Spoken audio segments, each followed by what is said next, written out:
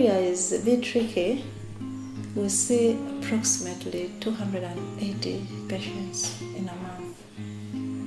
Majority are children, and it's so funny that even a 2-month-old baby is caught with malaria.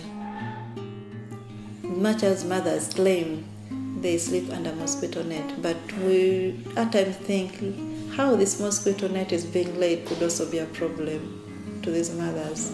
So at the end of it all, a child of 2 months is also found with malaria. Most patients is between 2 months to 5 years of age. Depending on the condition, if it is severe, if it is not severe malaria, after the test, which are two, there is the RDT and the BS. BS helps us determine whether it is severe or not. So if it is not severe, the child is sent straight away to pick the drugs. So the child goes straight away, or the parent goes straight away to the dispensing window, gets her drugs that has been prescribed by the clinician, and they walk home.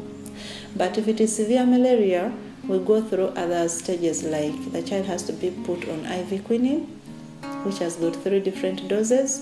After the 3 different doses, we give them other drugs that pushes them for more 5 days. That is quinine tablets, and that covers it up.